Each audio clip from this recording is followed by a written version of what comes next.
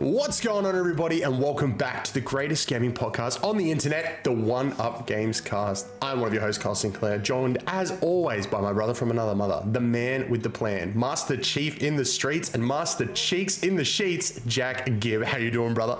Jesus Christ. Yeah, I'm doing well, mate. How you doing? I'm doing okay. Oh, you didn't like the new intro? I'm sorry. I was like, I got to give him an intro and a half, you know? It's very good. You know what I mean? You Master Cheek in the streets, and then you Master Cheeks in the sheets. You know what I mean? Because we know Master Cheeks. For those of you who don't know, Master Cheeks is Master Chief from the show. We don't call him the Chief. We call him the Cheeks because that's all we've seen. You know, we know he gets down. We know he gets it. You know what I mean? He's the guy. Did you watch? We're going to jump into the Summer Games Fest showcases and shows and prezos and whatnot. But did you happen to catch Phil Spencer on the IGN Live after the Xbox showcase? Was that like his interview with Thingo or something else? Yeah, with Ryan. Yeah. How awkward was it when they were talking about? So Ryan was asking about Fallout and like, hey, you know, you guys thinking about speeding up the timeline on Fallout 5 or having another studio make another Fallout? Like, he asked some good questions, and then they did that thing where they over-explained, you know, the TV show is successful and rah. And then Phil Spencer went on to say, like, I'm not saying this verbatim, this is just the vibe of the conversation, but he went on to say, like, how good it is to see gaming fuel, you know, mass media appeal, TV, all that sort of stuff. And then started listing, like, yeah, Fallout and, like, the Last of Us TV show and the Mario movie and something else. Just never mentioned the Halo TV show. And I'm like, that tells me you know what we know. Why is this still a thing? Yeah. You know, it tells me you understand. You're not doing that pandering bullshit where it's like, you know, gotta put my own shit up here. You didn't fucking mention it. It just had a season. I haven't watched it yet personally, which probably, you know, they can probably tell. That's not but good. It's like, why is this still a thing? I don't know how season 2 ends. I don't know if it needs season 3 to wrap up. I don't know. But get this shit off the air as soon as you fucking can, and then do it again. Just quickly. Do it again. There will be another season. I feel like they're like setting up for multiple seasons. Okay. And we'll talk more about it after, but season 2 is not good. Like, I think it's... I should watch it before we probably tear it apart. I think it's better than season 1, but you're not doing much to be better than season 1. But I will say this, do you want to know what it does just perfectly? What's that? It does exactly what the video games have done. It takes the ending of season 1, and then when season 2 starts, they've wrapped all that up in the interim. Jesus Christ. I don't get it. I know Halo has a big lore. I mean, I don't know about the TV show, but like, I know Halo has a big lore, but it's a fucking video game. Like, I want to play some endings in a video game, please. Ooh, like, you know how at the end of season 1, how Cortana takes over, right? Yeah. And we're like, oh my God, like, this is crazy. Cortana's got control of Chief. What the hell? And then season 2 starts and it's already been taken care of. Chief's back and don't need to worry about any of that. Oh, that hurts the soul, mate. Let's talk about video games. Oh, man. You think that hurts? Wait till you get to the Fall of Reach. All right, we are going to be talking about all the showcases that happened during Summer Games. Now, if you haven't watched the last episode, we did our like little predictions. We did our predictions episode. And we also spoke about the state of play already, so we're not going to really touch on the state of play. What we are going to talk about though is we're going to talk about Summer Games, the Xbox Bethesda. It's not even the Bethesda showcase anymore. It's like Xbox Bethesda King Act everything Coca-Cola showcase, and then we will talk about Ubisoft. Look, this is not a lot to go over, but we'll do our best, okay? So we'll just go through the announcements that were at Summer Games. If we want to talk about something, just jump out and talk about it. Otherwise, I'm just going to try and power through these announcements because I feel like we're going to harp on Xbox a little bit. So, Summer Games Fest announcements, mate. We opened up the show with a banger. It was a solid opening that made me think that it was going to be a solid show, right? We started with Lego Horizon Adventures, a game that was like heavily leaked. Like, this was not a shock at all. What was a shock though, even though this leaked, I was sort of on the fence about it actually being real or not, is that Lego Horizon Adventures is coming to the Nintendo Switch, which is mental. I love that it is, but it's like, it's interesting. It's not coming to Xbox at that point. Mm-hmm. You know? Did you? And it's not coming to PS4 either, which seemed odd. I think it's time to leave those other consoles behind. I think the time to leave the other consoles behind was, the last time they released a game that would benefit from the PS5. This does not appear to be one of those. But yeah, you're probably right. Well, Interesting game. I mean, here's the thing, right? Like a Call of Duty, you can release on you kind of have to release on last gen because an adult is like, they're like, I'm not buying next gen. I don't have to buy next gen, Da da da da da. If you put COD on current gen, eventually they'll fold. They won't straight away. But if you're a kid and your friend Billy from down the road is playing Lego Horizon Adventures and you can't because you only have a PS4, you can be damn sure that he is yelling, screaming, and bashing his little head across the floor until mummy and daddy buy him a fucking PS5. That's why it's not on PS4. Yeah, you're probably right. Gee, that sucks. Yeah, man, it's dirty. It's dirty tactics. But no. The game itself looks good. It looks very good. It looks very different from any sort of Lego game that we've gotten before. It looks more like the Lego movie. Like the movie, not even the Lego movie game. Like the Lego movie game is like every other Lego game. Just the way the characters move, the way the world sort of like builds and all that sort of stuff. It feels like they're emulating the movie more than they're emulating a Lego game. Which, I don't know, from what I've seen, people have played it and like people who went in being like, okay, I'll try. It's a Lego game. I got the appointment, better play it. But they've walked away going, wow, really good. Got to the end of my hour with it, wanted to play some more. I'm like, all right, cool. That feels like that's enough for me to give it a go. After that, did you hear what the Horizon people were tweeting on X?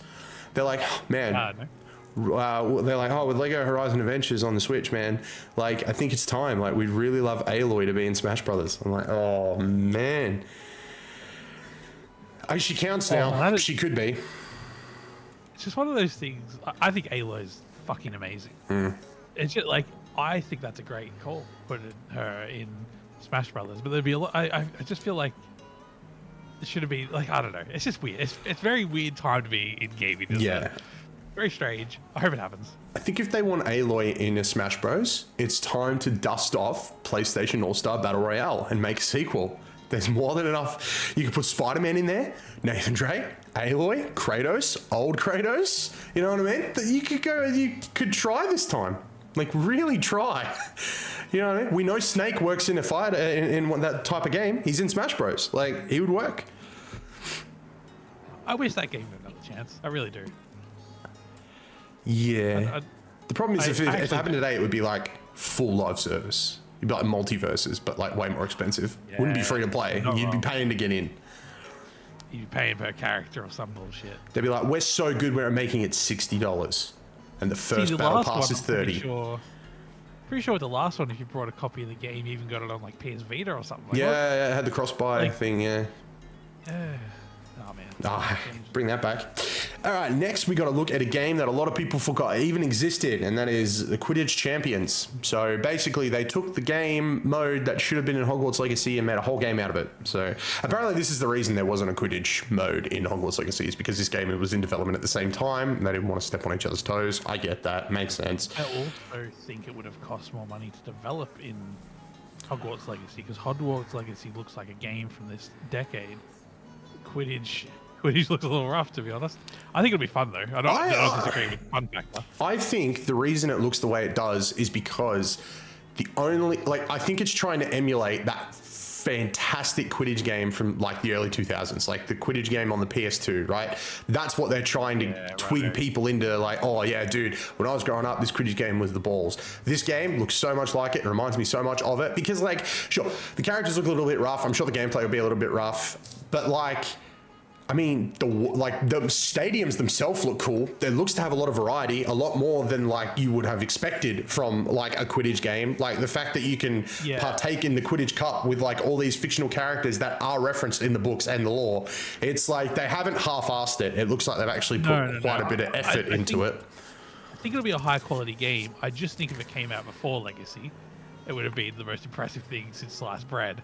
It's coming out after Legacy, and it's like, oh, it's got to follow that. I don't think it'll have a problem. I think it'll sell. I think it'll be played. I think it's of high quality. I think it's detailed. And, it's just the trailer. I don't think served it as well as it could have. But hey, I'm not probably its target audience either, to be fair.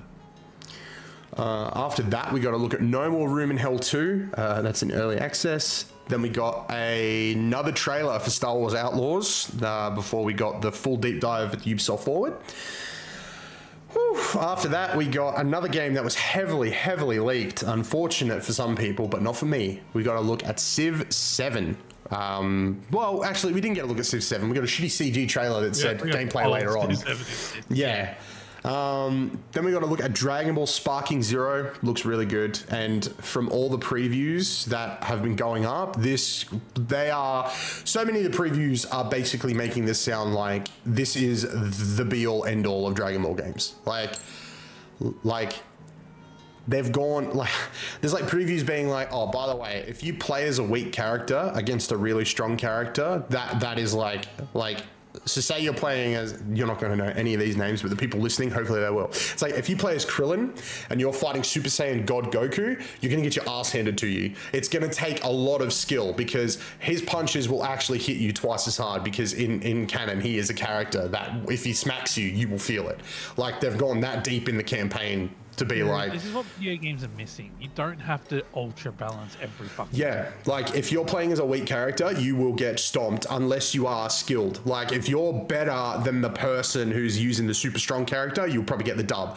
But yeah, otherwise like characters are at a power level that is accurate to their power level in the show.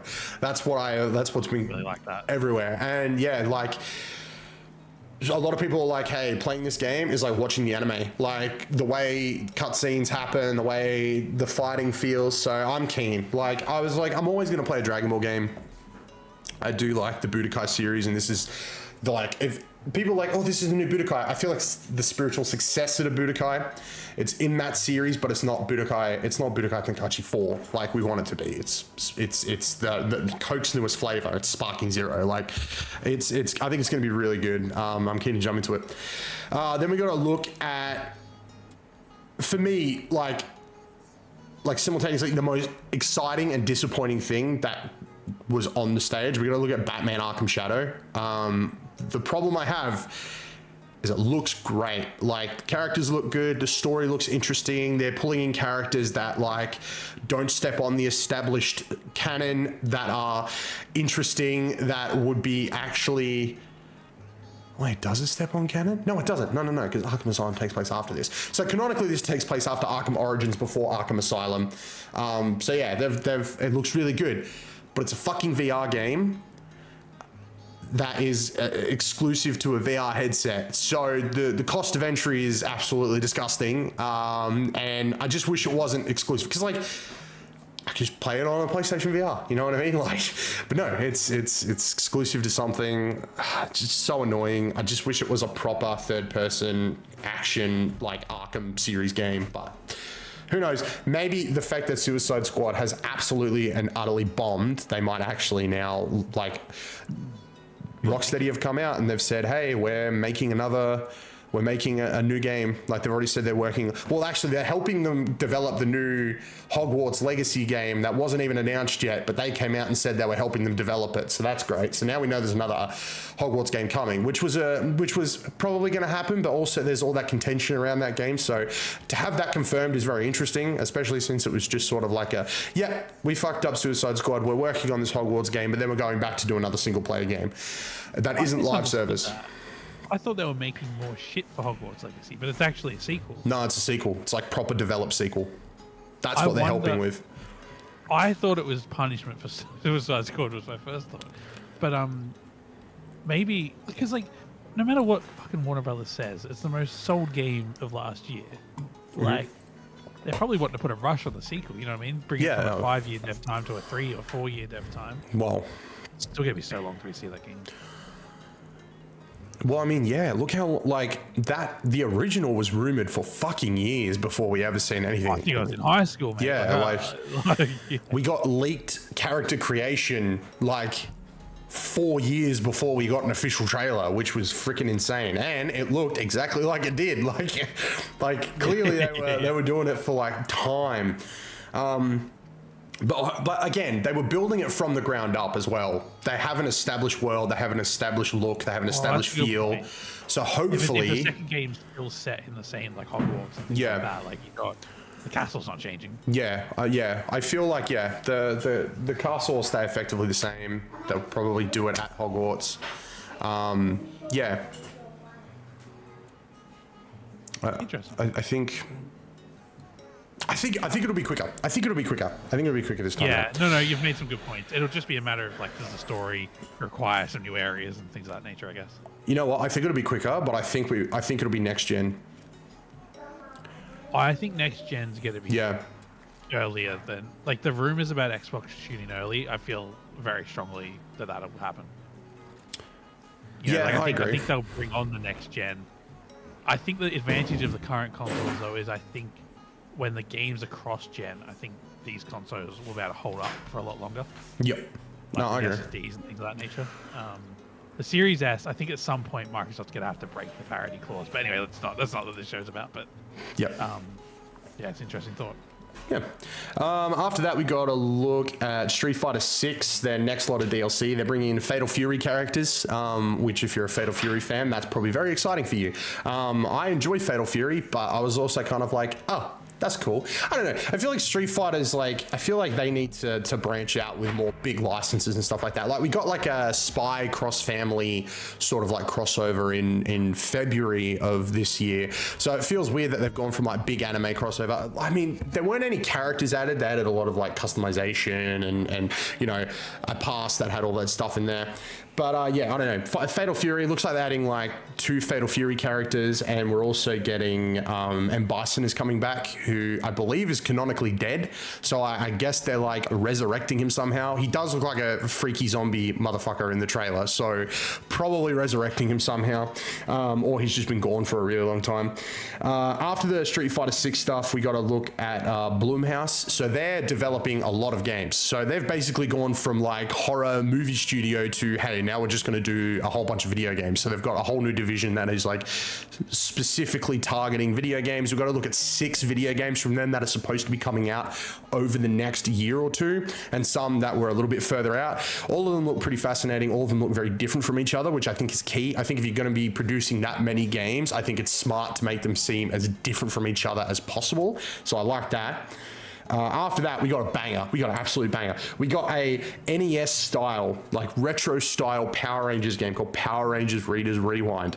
Now, people are going to be like, oh yeah, we got a Power Rangers game. No, we got, this is like canon to the world, okay? So basically the Power Rangers, I think it's like 35-year anniversary happened last year, or it was like this year. I actually don't remember when I watched it, but they did the 35th anniversary Power Rangers episode, and it was, they addressed like a character who died, like an actress who died in real life, so the character's never returned. Well, they finally killed that character off in canon, so there's like a reason that they haven't been in all the like anniversaries and stuff like that. But they also introduced a new character called Robo Rita, who appears in this trailer.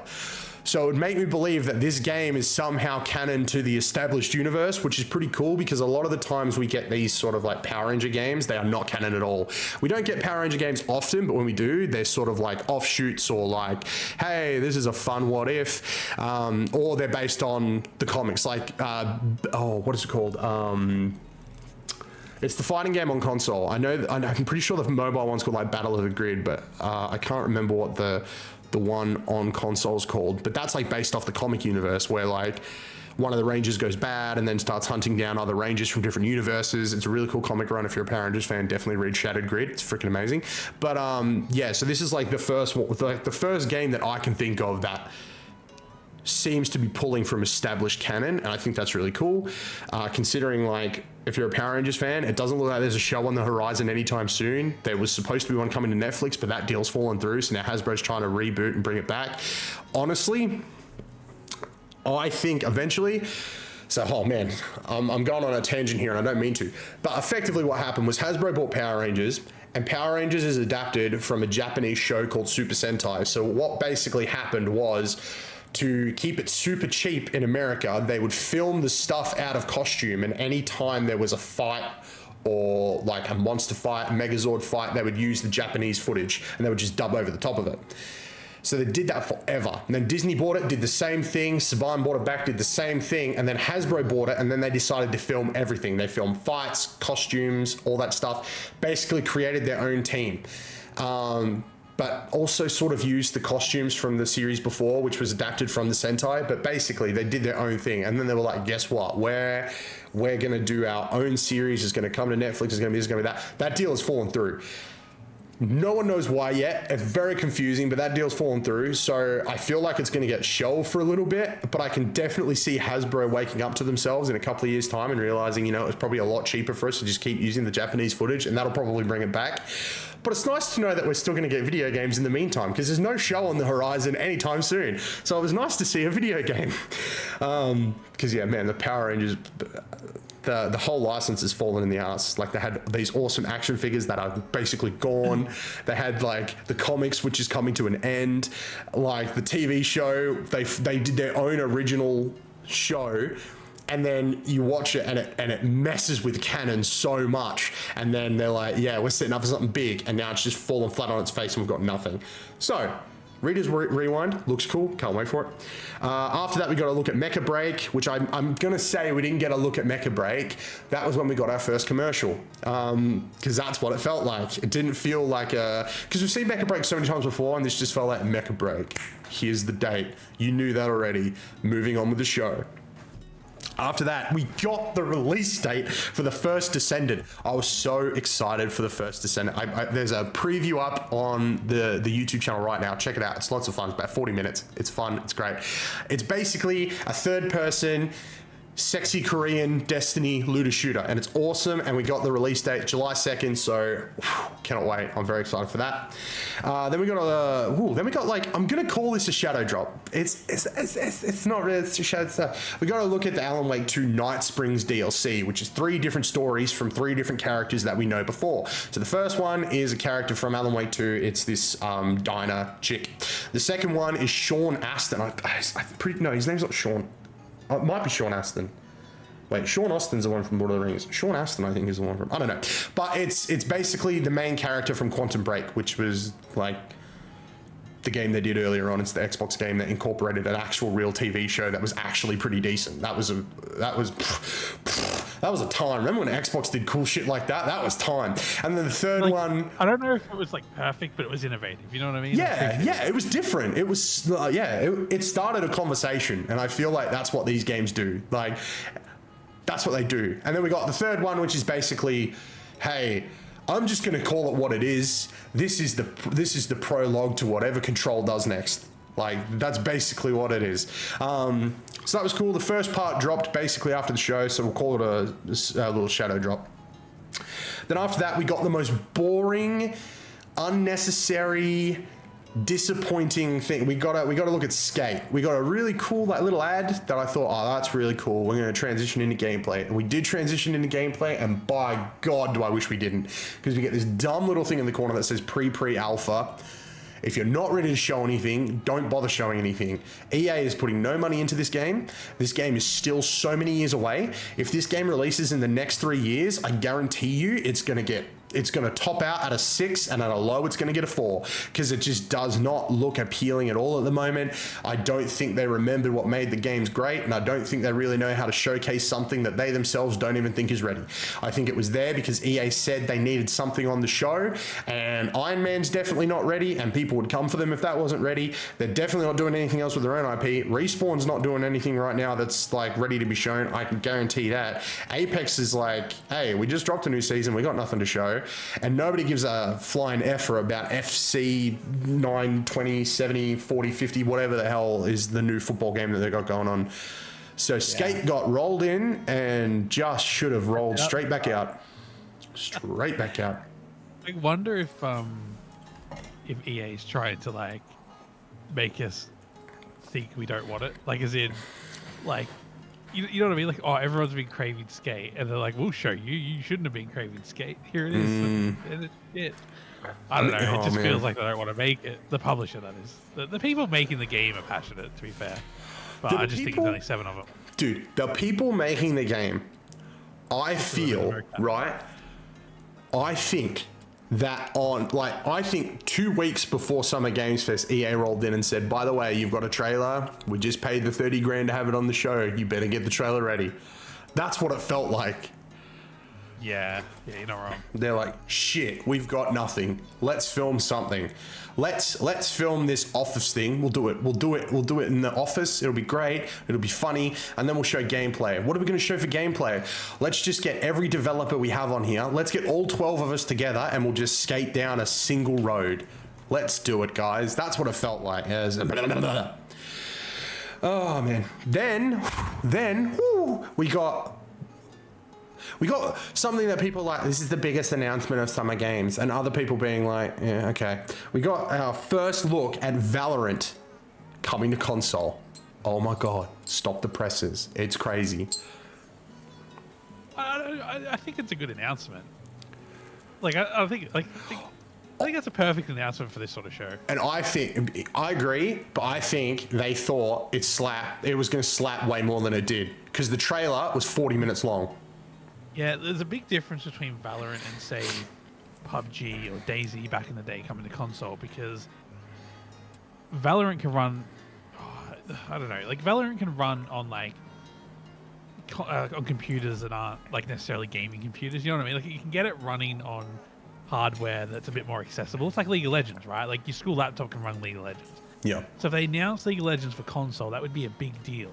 But anyone that's desperate to play League of Legends has probably had a crack at it. And I feel like Valorant's not far behind. It might be a step up, to be fair, but I think most people that want to play Valorant are on it. So it coming to console, great. No complaints. I love it. You know, games coming to more consoles, always a good thing. I mean, I'll play it on console. But when DayZ came to console, like computers could barely run DayZ. I don't think the consoles could run DayZ, to be honest. But like, I feel like that was more of a big deal. You know, opened it up to players that you know their school laptops weren't running DayZ. So I think it's a big deal, but I think you're right. I think you're right. It's an interesting one, but definitely good that it's coming out on console. Honestly, the way they showed it made me think that they thought it was going to be like, holy shit, stop the presses. We need to write this article right now. Thank God this trailer is going for a couple of hours, because we need to write this really fast and get it up. But I mean, yeah, it's fun. Then we got an actual. Ooh, yes, hello. Also, I was going to say, I just looked up the minimum specs for Valorant, and it'll run on an Intel HD 4000, which was the CPU integrated graphics card in my school laptop back in the day. So Valorant's running on everything anyway. Yeah, but look, it's going to be low frame rate, low specs, but so you know, you come to console is a cool thing, but it's just like, I think the reason the announcement fell a little bit flat is because like the audience that wants to play Valorant is very much already playing Valorant. Yeah, that's fair. But yeah, anyway, carry on. Then we got an actual cool announcement. So the guys who made Among Us, Intersloth, came out and announced Outer Sloth, which is basically them being like, hey, you guys loved Among Us. We made a fuck ton of money. So we're going to use that treasure trove we have over at the sloth habitat. I don't know what a sloth habitat's called, or I would call it that. And we are going to like throw some of that money to some indie developers out there who are creating absolute fucking bangers. And then they dropped a sizzle reel full of some like games that I actually have played and love. Like oh my God, like there's like, oh man, it was so cool. So like Mars logistics game, that looks sick. So obviously they're helping them like develop more of that. There's a game called Battle Chef. They're working on a new game, which is like a roguelike card game, which looks freaking awesome. All these games look sick. Super cool that Intersloth's doing that. I think that is an announcement that deserves to be on the show and be praised. I just think it was like, it's crazy you put that after Valorant. That feels like such a big deal. It's crazy you put that after Valorant. After that, we got a look at Dune Awakening, where we find out that Dune Awakening is effectively a what if game. So it's not on the canon timeline of the Dune universe. It is basically, what if Paul Atreides was not born? What happens? Like, what happens to the Dune universe if the Messiah was never a thing? So that's cool. I like that a lot, because I think the one thing that would have killed that game was if it came out, it's like we're just retreading Dune 1 and Dune 2 before they do Dune. Oh, I forget what they're going to call the third one, but it's based off the second book. Yeah, when they do the next Dune. So I like that. It's like a what if scenario. I wish more games based on licenses did this sort of stuff. I think that would be super cool. Very interesting. Yeah, like what do you do if the main character isn't born? Like how does the world change? That's sick. Then we got to look at Kingdom Come Deliverance 2. Looks great. Honestly, like I can't fault it. It looks good. It looks like more. I enjoyed that trailer a lot. It's weird to say that it looks like more of the same but elevated. You know what I mean? Like, I kind of missed the first one, to be honest. Oh, okay, fair. Well, mate, you can. I was watching that and I was like, it's kind of cool. I don't know if I liked it for the same reasons as other people might have liked it, but yeah, it's cool. Then we're gonna look at. Game Pass. Oh yeah, that's a Game Pass game for sure. That's a Game Pass game right there. Then we're gonna look at Slitherhead. Looks fine. Then we got to look at Delta Force Hawk Ops, which it looks fine. We'll probably play it once if we don't have to pay for it. And then they announced they're doing a campaign mode based off Black Hawk Down, which is really cool if you've watched Black Hawk Down. Then we got to look. I just want to say, like, I didn't hate anything I saw for that game. Yep. But it's also like 10 years ago. I think I would have been the target audience for a game like that. Yeah. I would have been hammering for that. I think I've just evolved with the player, so I'm like in that weird state where I'm like, I know I would like that, but I don't know if I will get that. You know what I mean? Like it just, I don't know if I have enough time to allocate to that game. But 10 years ago, mate, I would have been. You would have been frothing in the mouth for that one. Rolling over that. Yeah, for sure. Then we got to look at GTA Killer Bean. Looked great. I'm surprised it exists. I can't believe it exists. I don't know why they're keeping the bean alive, but my god, some of the shit they pulled off in the trailer just looks so funny that it's like one of those things where it's like, well, I gotta try this piece of shit. So I look forward to trying that. Then we're gonna look at a game that I'm actually super excited about, even though I've really been shitting on this genre. I think we're finally, you know how like we get games, it's like we get tons of BRs. And then we get something that just like takes the BR game and turns it on its head. You know what I mean? Like, yeah, PUBG, H1Z1. You know, we got the Warzone, the Blackout, and then Apex is like, hey, what if you could move like Jesus Christ? And you're like, my God, battle royales will never be the same. And it's great. It's awesome. I think Wonder Stop is going to be that for farming sims. So basically you're working in a little tea house, you go outside and you do all this other stuff, but then suddenly the trailer takes this turn of like the main character has experienced something. They're having like PTSD. What the hell is going on? You know what I mean? I like that. I like that aspect, that taking like every farming sim is like, oh, this is Mary Jo. She's new to the island. Let's introduce her to everybody, right? But this protagonist seems to be like, yo, this is Mary Jo. She's fucked up right now. Let's introduce her to everybody and have her make tea. Because she's clearly got something going on. And I was just like, another tea. But when that little bit at the end happened where she closes her eyes and it suddenly feels like she's having some sort of like dramatic re-experiencing of something traumatic, I was like, oh shit, maybe this is gonna turn it on its head and be like sick as hell. So yeah, that looked cool. I'm not gonna lie. We're coming to the end of the show, so clearly we're gonna have some bangers, right? Clearly. Was this in order? Everything you've said right now is in order, right? Yeah. I didn't realize the Alan Wake 2 thing was so in the middle. Yeah, it was like the midpoint of the show. I would have left that to the end. Personally. I would have made that my last thing as well. That would have been my last thing. I think Horizon first made sense, but yeah, I would have put Alan Wake last for sure. Alan Wake was definitely my last thing. As a compliment to Alan Wake.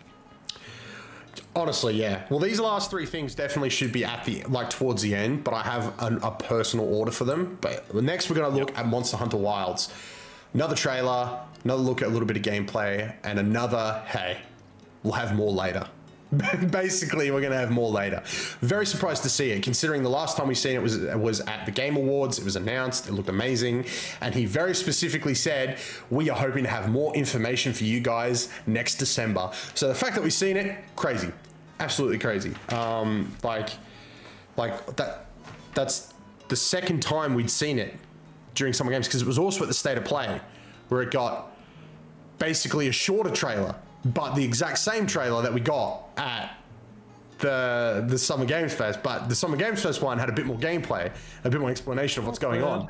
And then, yeah, Old Mate comes out. We'll have more soon. Get excited. Like, okay, cool, awesome. Then we got to look at Kunitsugami, Path of the Goddess. Oh, man, I butchered it, but I tried.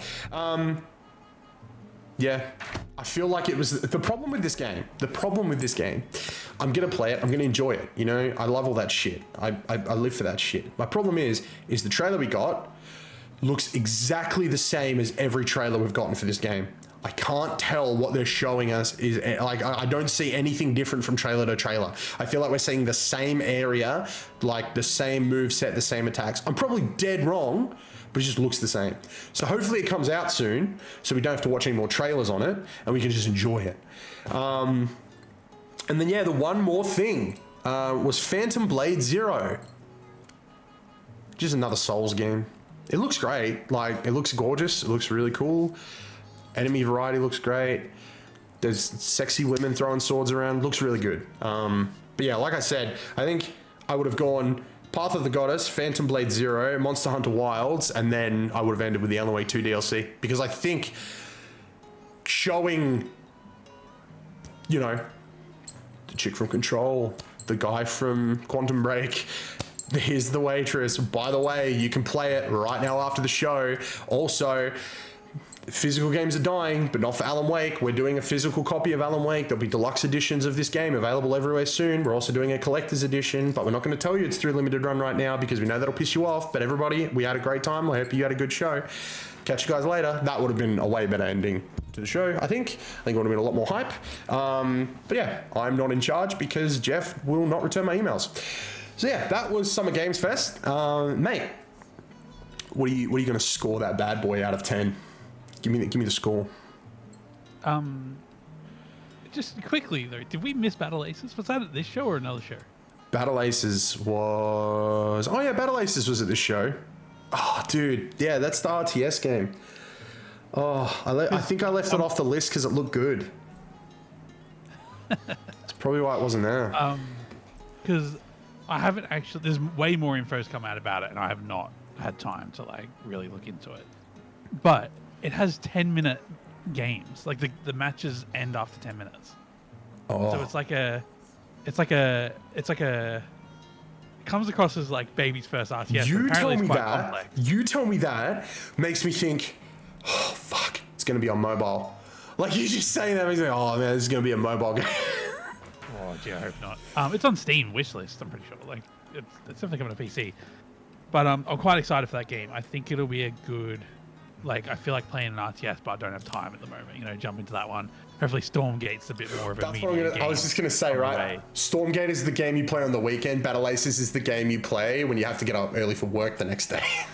Yeah, exactly. Like, I think there's a place for Battle Aces, and I just wanted to acknowledge that game was there, and it's cool.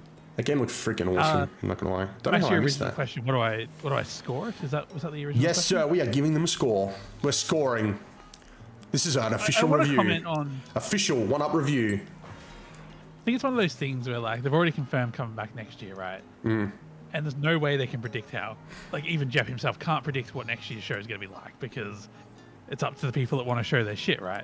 So I think with the content he had this year, I think the show was well paced, well structured. Maybe flailed a little bit in the last half an hour, but I won't diss that too much. Like it's you know it's hard to fill a 2-hour show. So I think the structure of the show deserves a lot of credit, but just given my taste in content, I'd probably give it a 6, 7, somewhere in there, maybe 6.5, if that's a score we can give. Yeah, on the one-up scale. But I don't. Like yeah, but like I don't want to criticize like the structure and the pacing. You know what I mean? Like a lot of the trailers were solid. Even the games that weren't for me, we didn't linger too long either. You know what I mean? Like we were sort of burning through things. So, you know, there wasn't the ads were probably a little too well disguised sometimes, but the ads were, you know, weren't too painful except for maybe that one that went for 7 minutes.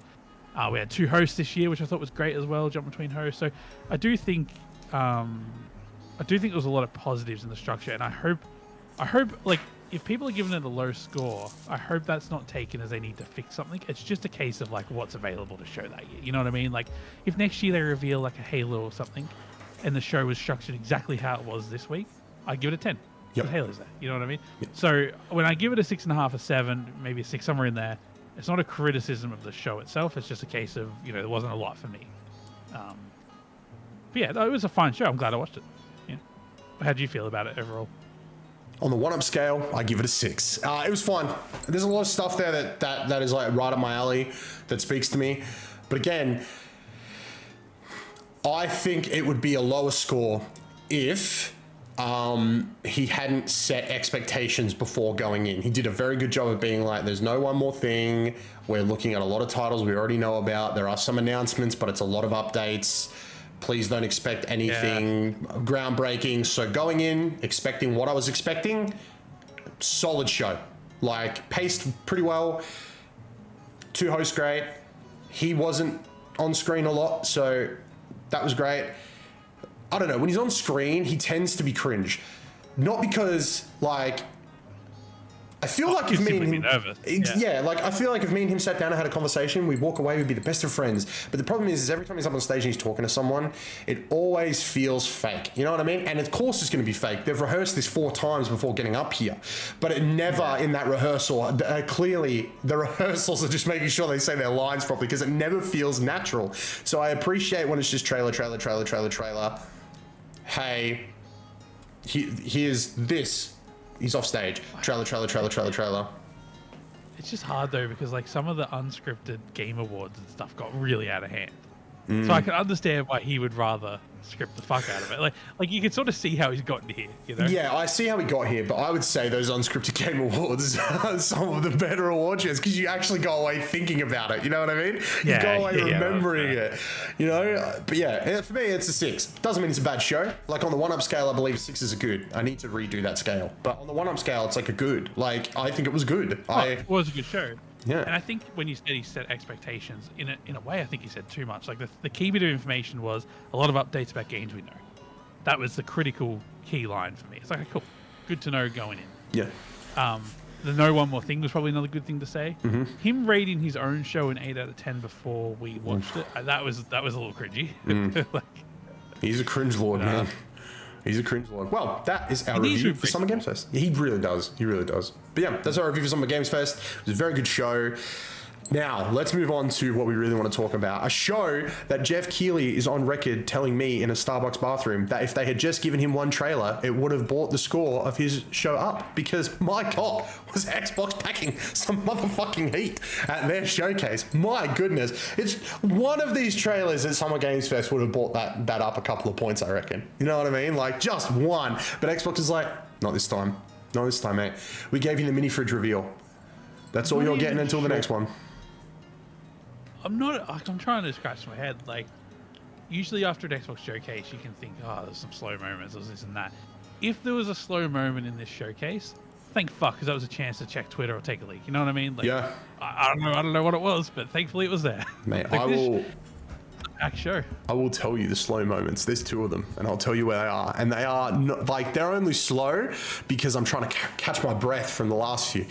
Doesn't mean the games are bad. I'm just like, I have a second. All right, ladies and gentlemen, let's break down the Xbox Games Showcase. So first up, and I think smartly, they opened with a trailer for Call of Duty Black Ops 6, basically being like, we'll talk more about this later. They did. They were they quick, kept it concise. I think that was an appropriate start. It was paced well. It got to the point, and they moved the fuck on just as quickly as it started. 100%. And then, as if I couldn't get any more... Wait, what's wrong? What happened? I was just going to say, and they dropped the release date for it, so it wasn't like a waste of time either. True. Like, that's where we did get the release date. That is I think true. Phil even said it himself. Very true.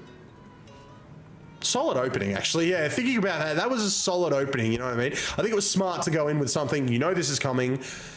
We're going to talk about it more later. Here's release date. We're just like, this is us just like starting the fire. And then, mate, as if I couldn't get any more erect, we got to look at Doom, the motherfucking Dark Ages. Holy shit. Honestly, my brain probably would have exploded if this was the first thing we seen. So thank Christ we had an appetizer before the main. The chainsaw shield, the fur, the slight change to the helmet, just the combat, the shotgun, the mace. Oh my God, this game. Oh my God. Skull. That was the greatest thing I think I've ever seen. Oh my God, like I forget what it's got an official name, but I forget what it's called. But yeah, it like grinds up enemy skeletons into projectiles. so good. And there's a mount that flies and literally does the Godzilla thing where it opens up an enemy's mouth and just beams stuff. There's a freaking Pacific Rim mech. There's like a freaking Jaeger in this thing. And I found out that, like I said, I'm like, man, it looks like a Jaeger. It's because the freaking designer is the guy who designed all the Jaegers for Pacific Rim. That's why it looks so cool. It's the actual guy. I'm like, that is so cool. But yeah, Doom the Dark Ages, holy shit, looked amazing, looked so good. And oh man, I'm not getting this game for such a long time, but I'm so ready for it when it comes, man. It looked so good.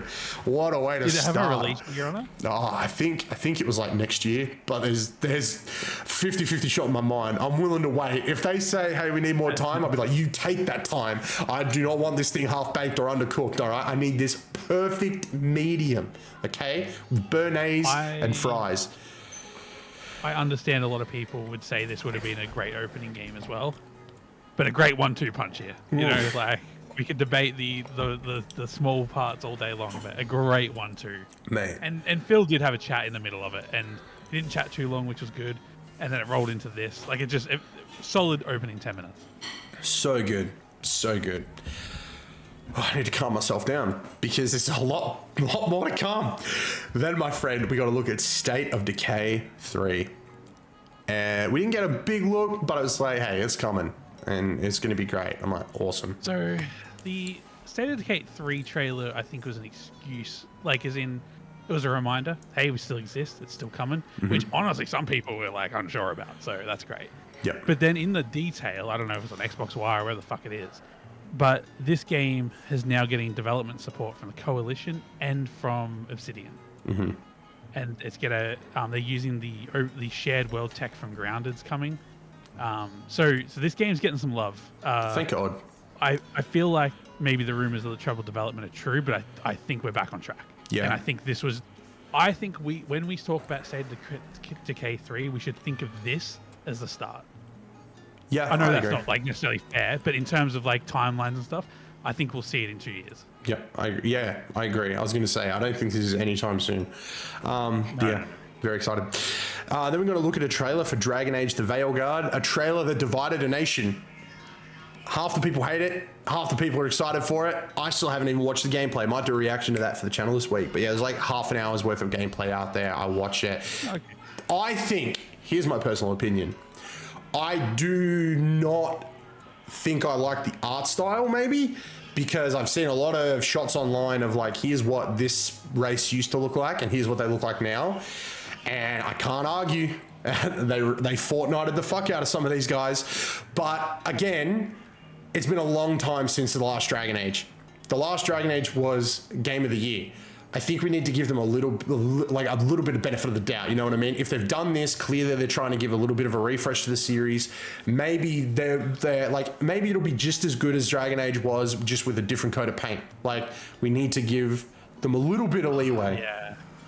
Also, like, after Anthem, I think it's good to be skeptical. Yeah. But like, I don't think we should be too nitpicky because the studio still exists, which is great. Yeah. You know what I mean? Yeah, like, legit. Let's just see if it comes out and it's shit. Absolutely shit on it, but I don't think we should get too picky. If it comes out and it's shit, see what happens. That might be the end of BioWare. The fact that EA showed up with this trailer, I think, was cool though. Just generally speaking, like we said on the podcast a couple of weeks ago that like EA will have something, Ubisoft will have something, and I think EA delivered. You know, they didn't beat around the bush. You know, I agree. Like it was something we hadn't seen before, so that's cool. I agree. After that, we've got to look at a couple of DLCs. We've got to look at some Fallout 76 DLC, which I feel like with the success of the Fallout show, it was bound to happen. You'll be able to play as a ghoul very, very soon. Yeah, decent DLC announcement, to be fair. Yeah, and then Starfield, Shattered Space. Looks like they've basically gone, all right, what can we add to this world that isn't there already? Let's give it a horror vibe. I like that a lot. I think it's cool. I think it's going to be very different, and I'm glad that Starfield didn't get the best reception. I enjoy Starfield. I don't care what anybody says. I like Starfield. So yeah, it'll be nice to jump into some DLC. Once I finish the main game, I just keep getting distracted by shiny things over in the corner. Then a prediction that I had for this show, and I was laughed out of the room. Laughed out of the room, sir. We got to look at World of Warcraft: The War Within. A very long try. Okay, hang on. Let me slam my book down.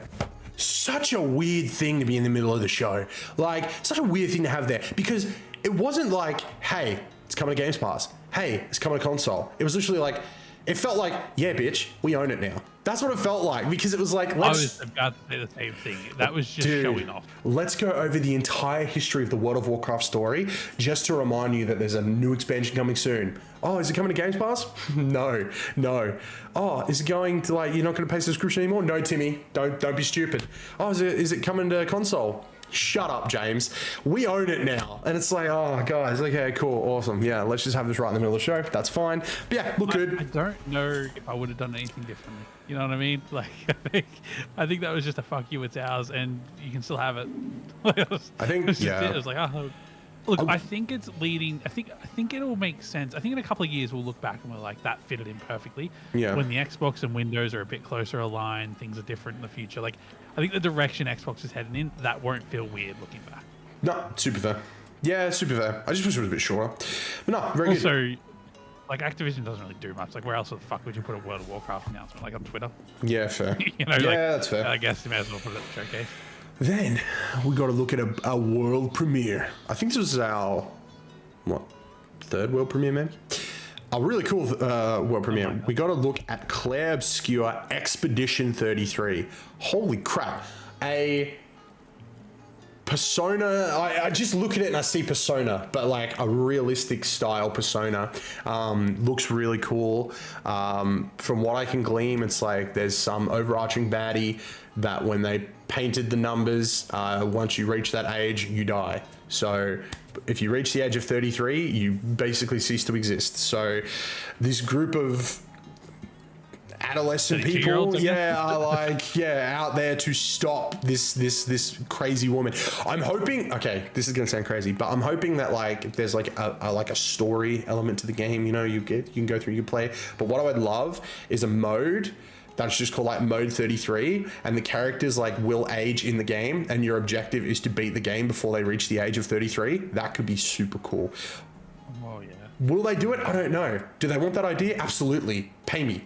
You can have it. But I thought it looked freaking cool. Love the menu, love the interface, love the moment-to-moment action, love the trailer, perfect length, gave me everything I needed to get me excited for it. But yeah, Expedition 33 looked sick. Looks sick. That was a nice little surprise as well. You know, that was tucked away in there. People are very excited. I agree.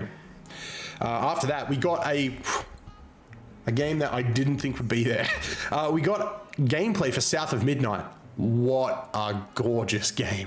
What an absolute feast for the eyes. Just beautiful, from just the characters, the interactions, the world, the music, the way the music hits a crescendo when like there's something happening on screen. I don't know if that's a demo thing, but just the way the music blended into the moment-to-moment action was just peak video games. It was very nice. Laugh, but I hope that's the whole game. I hope that's representative of the game. I really Me do. too.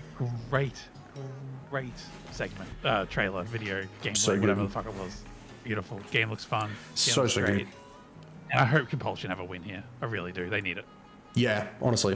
That trailer was one of the things that I thought, like, if Jeff had this as a show ender, I feel like they would have bumped his show up a couple, because it just looked so nice. I wonder, actually, maybe this is a conversation for another time, but like, I wonder if Xbox should have given something to his show that would have been the best thing in his show, but wouldn't have got overcrowded in the Xbox show. Like, it's in South of Midnight, I think it's getting paid its dues, but it would have probably got more attention online if it was at his show, because it kind of got crushed between some of the big heavyweights at the Xbox show. But I agree. It didn't stand on its own at the same time, though. Like, it's interesting, but I think just a conversation there. I think the reason that Xbox didn't give Jeff anything is because they wanted a show that was going to bang, that was going to blow people's socks off, which they got. And also, it wouldn't surprise me if like Phil was scrolling through Twitter and realized that Jeff never tweeted about the PlayStation studio closures, but went ham on the Xbox ones and thought, well, you know what, fuck you, buddy, you're not getting shit.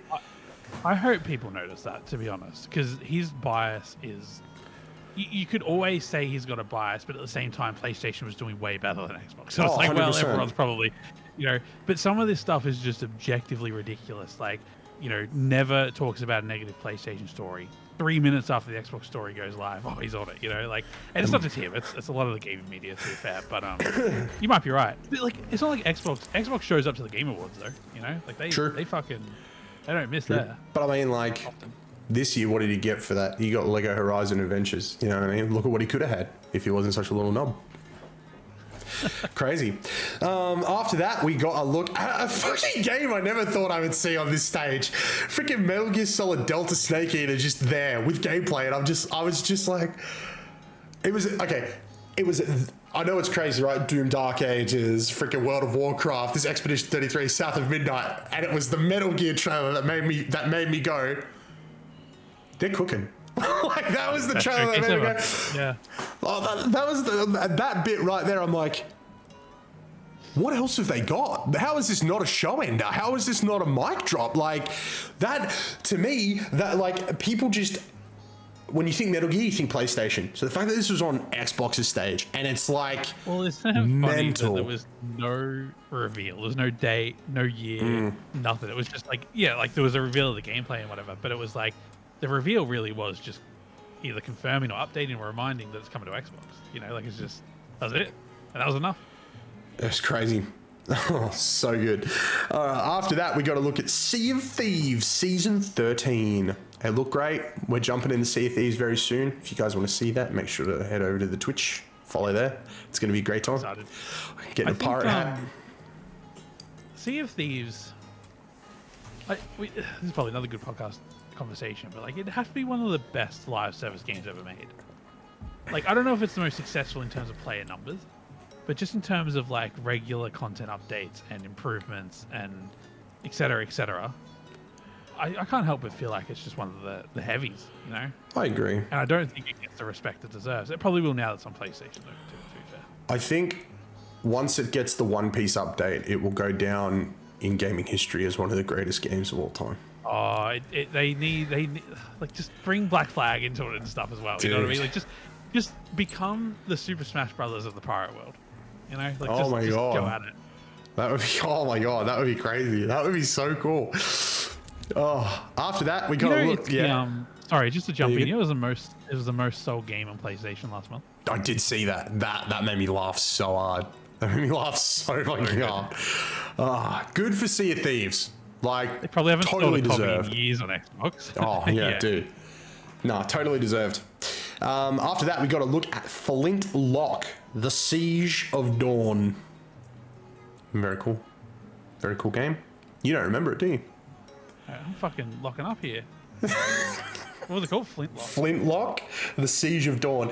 It's that game with the female protagonist that's just like smacking people up and stuff like that. It looked like, it's one of those games that like looks, I don't want to sound mean, but it's like, oh, it's this super generic third-person action game. But I think it's going to be one of those games that when it comes out, it's going to be like, yo, this game's a 10 out of 10. This is a 9 out of 10. I mean, they just dropped a demo for Steam Next Fest, so, and it's coming July 18, I believe. That's right. Yeah. Did I get the date right? Yeah, you did. Oh, dude, I'm a gaming journalist, guys. Heard of you first. Smashed it. I think that's a good game to have at the showcase. I agree. That's right, A44. It's probably not really up my alley, but clearly I forgot it. But yeah, cool to have that. Very cool.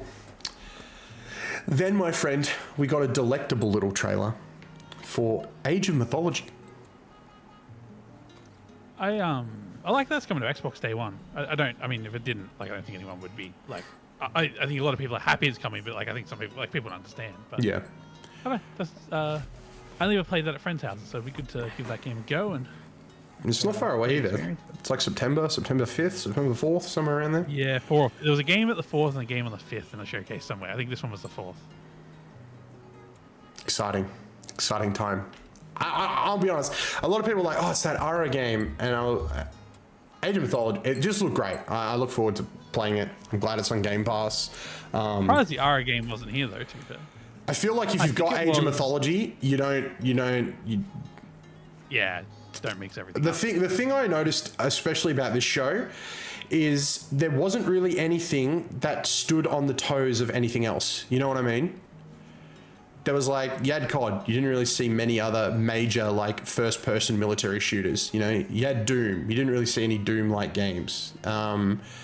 Diablo 4, you know, it's like they were very like they basically were like, they've clearly held stuff back. According to Paris, they held a lot of stuff back. That Gamescom's going to be a big show for them. That's great. Gets me excited. But they were very selective, I think, about what they've shown, so that so much. But they were very clear about like, hey, this is completely different from anything you've seen this show, and I think that was smart. Like Perfect Dark, next game. Let's talk about it because I could not fucking believe it was there. But very different from any of the other first-person shooters we've seen. You know what I mean? Nothing like Doom, nothing like COD. Very Deus Ex, very great showing, great gameplay, great way to get me excited for Perfect Dark again. Did a really good job showing what you'll be doing minute to minute, moment to moment. Looked great. I'm a big Deus Ex fan. I loved Human Revolution. I one of my favorite games of all time. Mankind Divided, I just wish had sort of like wrapped up a little bit better, so I wasn't sitting here waiting for a third game I'm never going to get, you know what I mean? So yeah, Diablo, Perfect Dark feels like that sort of like, hey, we're trying to keep Deus Ex alive. It's just join a dark now, new area. I'm like, yeah, that's cool. I'm here for it. Looked great. Gameplay looked amazing. I'm very cool. excited for that game. It's a shame that it's probably so far away, but it felt like fresh, but like, yeah, like we're comparing it to other games in a way that it's like, oh, it's like this, but it also feels fresh. But maybe it's just a generation we're in as well. Possible, yeah. I think that game's going to come down to the story. Either the story's going to be really memorable, or the story's going to be dog shit, and the game is going to live and die by the story. Yeah. And in first-person shooter, that's tough. And I think it was smart. I agree. I think the story is where it's going to be, but I think it was smart when they showed Perfect Dark this time. They focused primarily on the gameplay mechanics, moment to moment. Oh, I agree. I think people need to tick that box first. But now it's like next time we see it, I feel like the story needs to start. That's what it's going to be. Yeah, because I think they've got a banging story trailer somewhere, but I think it was smart they went gameplay first, because I feel like if we just got a story trailer with like little sprinkles of gameplay in there, people would have been like, I don't think this game's real. So they did a really good job. A really good job of being like, we need to show people what it is. It is what it is, and then we can focus on building people up to the story, which is basically which we'll talk about later, which is basically what Avowed did. Like, we finally have an idea of what the story is going to be for Avowed, but we'd seen gameplay mechanics long before we got this story trailer. So I think we have a better understanding now of exactly our objective in that game. Just like I think when we see Perfect Dark again, we will have a better understanding of exactly what our objective is in that game. So yeah, very good. Really good. Then the booty came out. And then we got a look at Diablo 4 Vessel of Hatred. That trailer makes me feel so uncomfortable. So uncomfortable. Yeah. It was such an uncomfortable trailer. Like Great trailer. A high quality trailer, yeah. I didn't like it. I didn't like when body parts were being pulled apart and they were screaming and there were people licking each other, and then the guy behind he was just rowing the boat, man. He didn't make it. He did nothing wrong. It's like the trailer's finally like, oh, we can relax, and then like, oh, mate's got a tree-looking thing through it. Yeah, poor bastard. Then we got a look. Holy crap. Then, my friend, we got a look at a game where I was like, oh, we must be wrapping up the show, because we got to look at Fable. What a great trailer. Like, just another great trailer that just showcases that, like, this game could be GOAT. This could be Game of the Year worthy. You know what I mean? Like, they're doing a really good job of building up the world. I hope so. Honestly, out of every game at the showcase, if only one got to be a 10 out of 10, I hope it's Fable. Honestly. Personally. I hope Fable is the game. Sorry, go on. I was going to say there's other contenders, but yeah, I want it to be Fable. I hope Fable is the game that gets the direct next year. You know how they did it for Starfield, they've done it for COD. Yeah. I think Fable getting that treatment next year would be I was just about to say, like, I know it's a 2025 game, But I do kind of wish there was a little bit more in the trailer. Yeah. It's been a long time coming, you know what I mean? But if it got the direct next year, that would make up for it. I think that, like, seeing as it's probably going to drop next year, it just, in my mind, it makes sense that is the game that gets this little direct, because we're going to get Perfect Dark the year after. Dude, 100%. Perfect Dark the year after, or Gears, because I think Gears will need that sort of like, hey, we're reintroducing a whole bunch of people and also introducing a ton of new people to Gears of War, because it's been some time. But not only that, I think... Maybe give them both it, you know? Yeah, we'll get to Gears. I have thoughts. But yeah, I was like, oh, we're peaking. So we got to look at Fable. Looks great. New character announced. Humphrey, love him.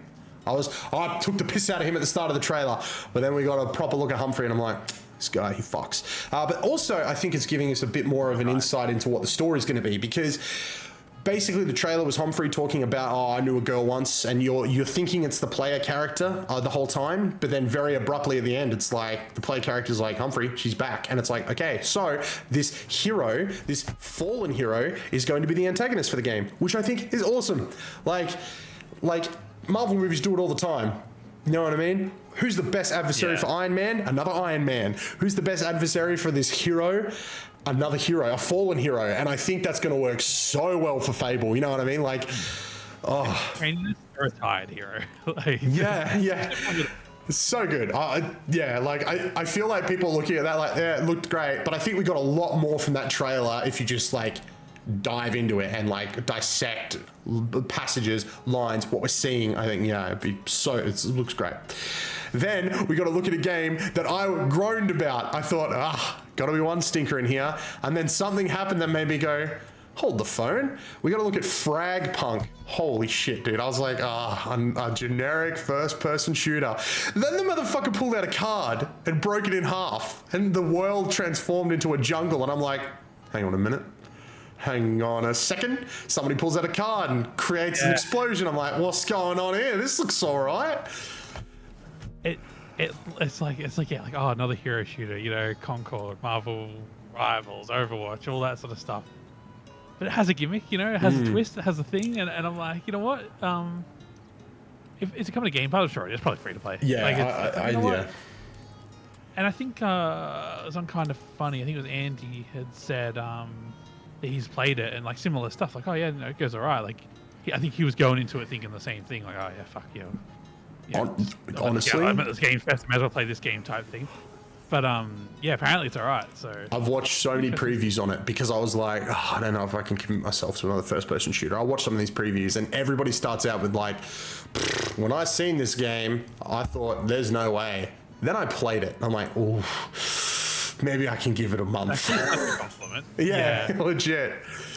I think Concord looks a lot better. Like when you watch the cinematics of the game, it's like, oh my god, you know, as generic as this looks, it's a triple A, you know, et cetera, et cetera.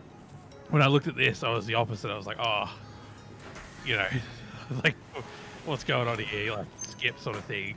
But I'm way more excited about this game. It's interesting you bring up Concord because after the Xbox showcase, they dropped an extended reveal trailer, which basically has like a story cutscene before it transitions into the gameplay.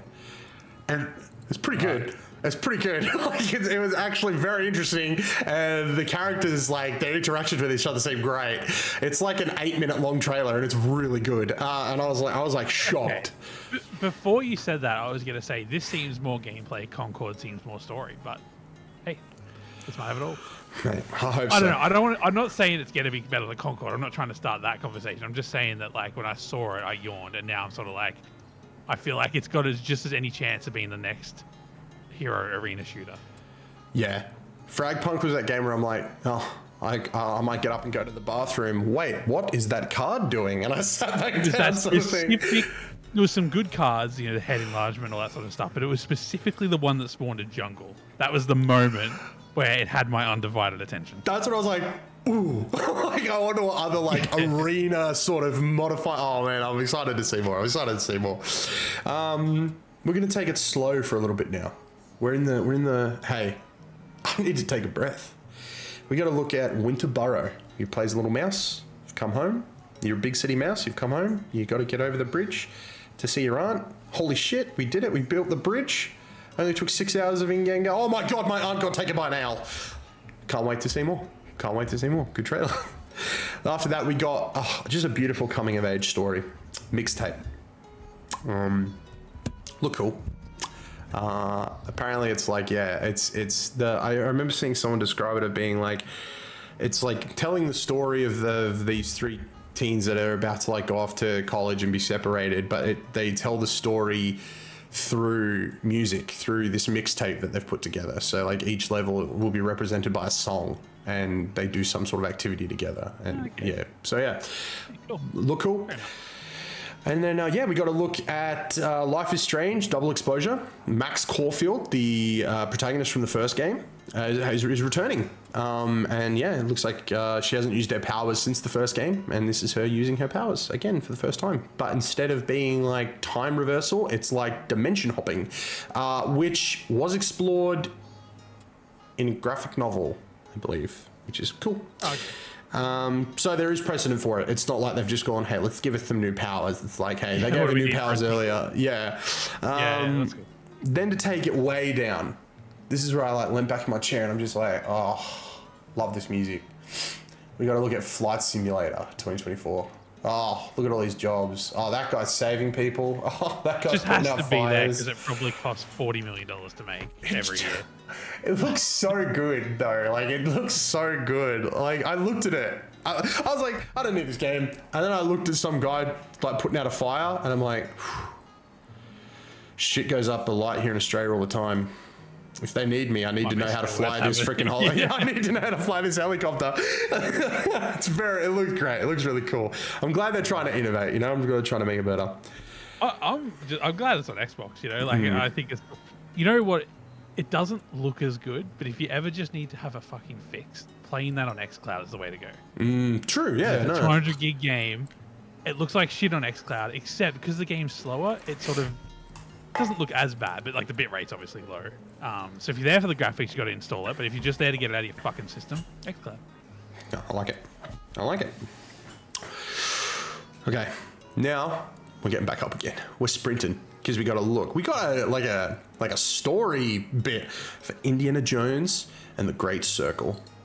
It was great. It felt like it was straight out of an Indiana Jones movie. I thought it was really funny. The German guy making fun of American cartoons and being like, ha ha ha ha ha, and Indy just being like, he's like, okay. And then there was like, I don't know, it was weird. It's like, it felt like I was watching an indie movie, which is kind of like what you want from an Indiana Jones game. I think it was just reminding us of the tone, and B, like, yeah, this feels like the movies. Like, I think that's all it needed to remind us, you know? I was like, this feels like the movie when they were fighting and the crate slides down and then they like look at the crate and then they look at each other and they back away and it slides and they smile and then they start punching each other again. I thought, that's peak indie humor. It's so good. So I'm very excited for Great Circle. And again, like I saw a lot of people complaining like, oh man, if only it wasn't first person. I'm like, yeah, I mean, it's different though, isn't it? You know what I mean? Like, just enjoy that it's different. Just enjoy. They probably went like, hey, let's do it in first person because Tomb Raider and Uncharted exist, right? And they exist because of us. Tomb Raider. This is the thing, right?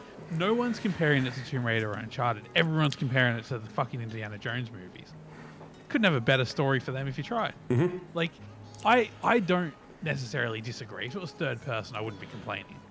But it is different, and I think it's on Game Pass. Most of us are already subscribed for watching the Xbox showcase.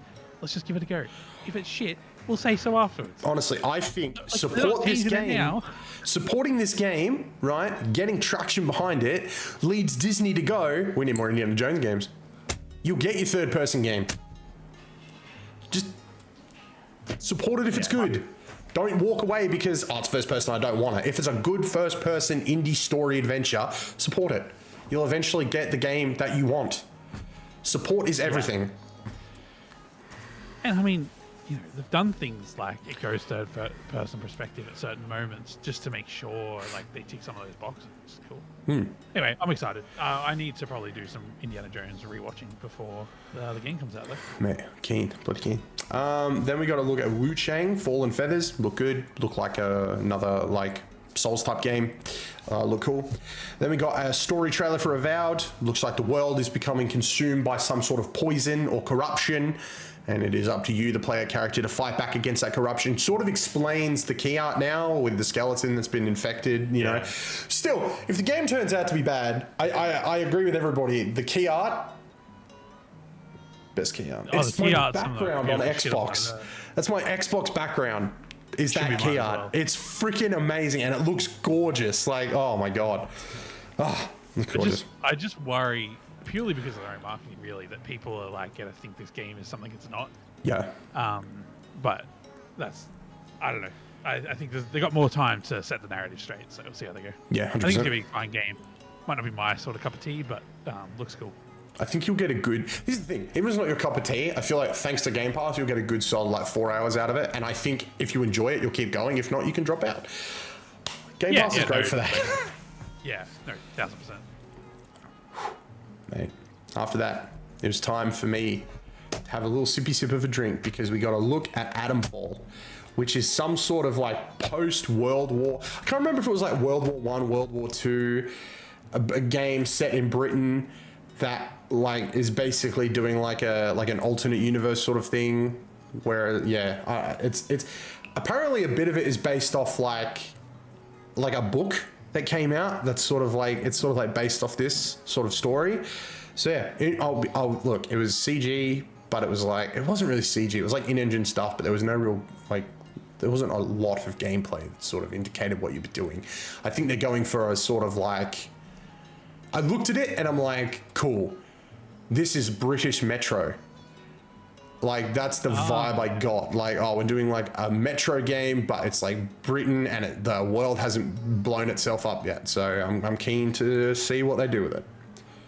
I look forward to seeing it again because I think it's coming out next year. So I hope we get to see more because the game looks interesting, but I don't know if I'll go and seek a lot out about it. I think I need to be shown that again at the Xbox Showcase next year, potentially. Is it coming to Game Pass? I can't remember. It's not exclusive or anything. I think it is. I think it's a Game Pass game. Because I mean, I've just looked up the developer. I didn't realize it was a Sniper Elite developer. Yep, Rebellion. Yeah. Yeah, I like to see that. That's good. That's good. Very different from them, which is great. Means they're probably getting to make a game that they want to make at the moment, while before they make another Sniper. I love Sniper Elite 5. Don't get me wrong, but I think it's good for them to stretch their wings. 100%. I agree. Pardon me. We are coming to the end of the show now with a story trailer for Assassin's Creed Shadows. Great story trailer. Get you hyped for the lead up into the Ubisoft Forward gameplay dive. Just quickly. Yes. Rebellion published it as well. So they are making whatever they want. Yeah. Yeah. Surprisingly. It's great. Assassin's Creed, like I said, Ubisoft will be there with something. No surprise, Assassin's Creed. Could have also been Star Wars, but I think Assassin's Creed was the right call. Good trailer. And, obviously seen that at the Ubisoft Forward. Yes. And then we got another trailer for Stalker 2 Heart of Chernobyl and a release date. Finally. That was September as well, wasn't it? It was September, my friend, and I'm very excited because I've had this game on pre-order since the announcement of the Xbox 360. I swear to God, it's been on pre-order that freaking long. So I'm glad we're finally getting it. It looked great. Looked gorgeous. Like, my God, does this game look good, man. It looks so good. Following up, that was the reveal of a new digital Xbox Series X and another Xbox and an Xbox that looks like a starry sky, basically. Do we really want to touch on this? Like, just glad it was quick, Kyle. I'm just glad it was. It was so fast, so great. Then let's oh man, we hit the one more thing. And the screen went red, and I went, "There's no way," and it started, and then I twigged way earlier than a lot of other people. I was watching reactions, and I twigged when I seen the newspaper, and it mentioned the opposing faction to the college. I was like, oh my God, it's Gears. And then the screen pops up with a cog on it, and then Jordan was like, oh my God, it's Gears. And then Marcus Phoenix comes through the fucking wall, and all of us like, it's Gears. Like, it looks so good. The Locust looks scary and awesome. There was like, what's crazy is it's the song from the original reveal trailer of the original Gears of War, just humming along in the background. Beautiful. So good.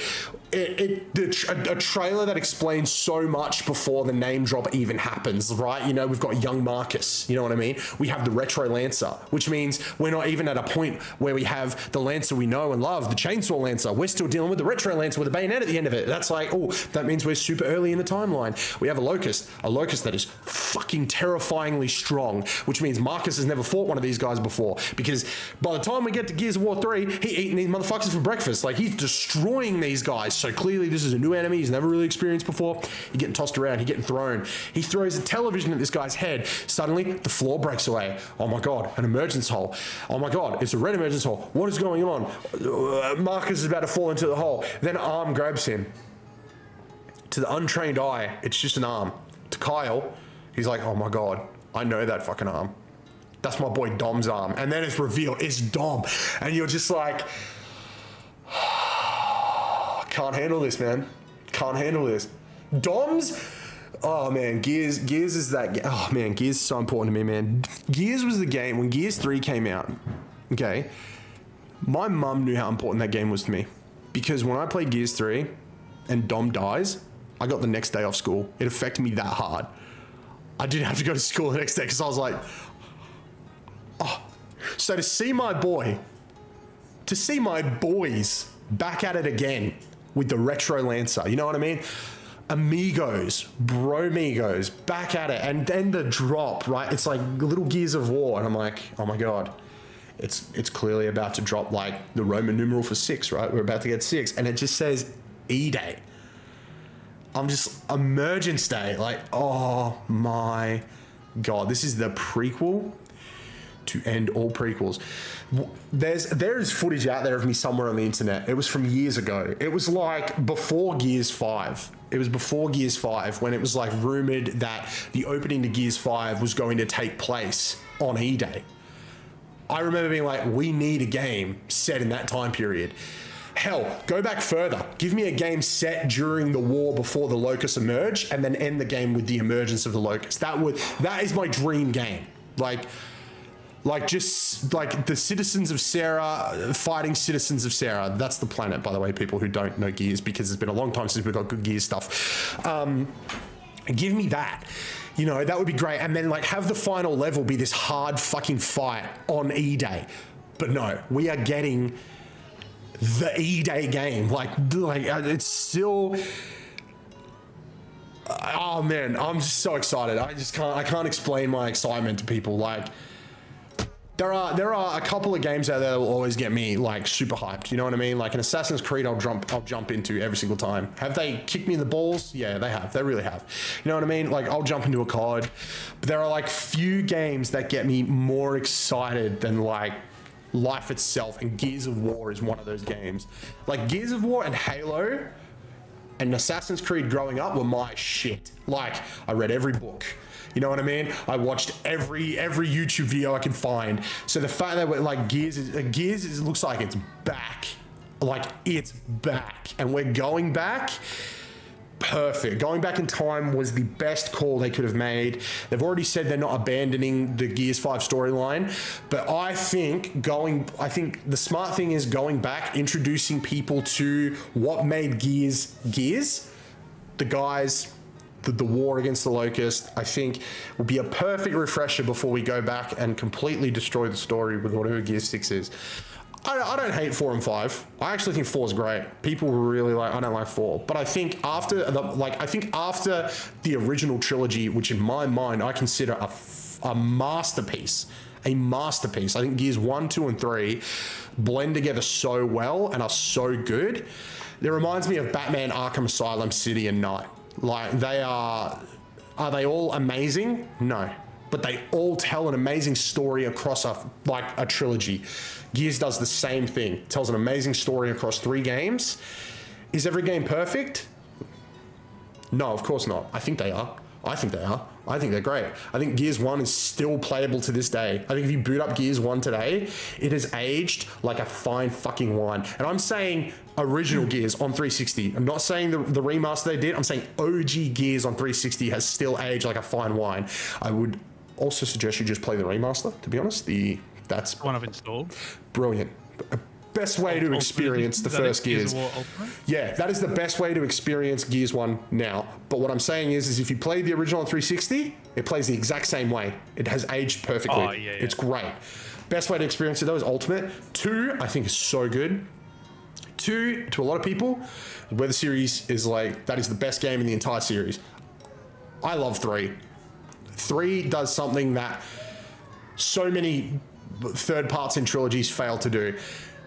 It ends the story and it shows respect and ends everyone's story so respectfully. Like, it shows respect to every single character in the game, whether they've been there since the first or even were introduced in the third. Everybody gets a really good ending. So it was always going to be hard for Gears of 4 to come in and sort of like pick up where a game ended so well, but I think Gears 4 did it. Gears 5 is where it got real loopy, and that's because they decided to change protagonist. Like, it was a really weird choice. But no, I'm excited to see what they do next. But yeah, Gears of War E-Day. This is one of those hard ones. Like I look at like Summer Games, right? And I'm like, I look at Summer Games and I'm like, yo, that Alan Wake 2 DLC is probably my announcement, but my game of the show is probably Monster Hunter Wilds. I look at this and there's so many games of the show that it's just so hard to pick. But I think like E-Day is the one that made the show for me. You know what I mean? It was just crazy. I can't wait. I was so excited. So excited. And then we got the Black Ops Direct, which just totally is like, zombies is back, omnidirectional movement, multiplayer soon, story campaign, like, oh, we're taking everything great about Cold War and making it that much better. And I'm just like, man, Xbox popped off. Sorry, I've just rambled. You go. They fucking did. I don't think we really need to cover Black Ops 6. Read Jake's coverage on Press Start if you need a bit more in detail. But great article. I think this show didn't have a few things. You know what I mean? Like Halo wasn't there, Minecraft wasn't there. Like there was the fact that the show was this of high quality and was missing some of the pillars that you would expect at a top tier Xbox show is. It finally feels like after 74 years that this shit's starting to fucking align. They've still got to release some good games. I'm not sitting here pretending like that hasn't happened yet. Like it has happened yet, but like it just there is a bit of momentum here. I trust Xbox will fuck it up about October, but fair. But you know, there was all these rumors about a handheld console. Didn't get none of that. There's been lots of.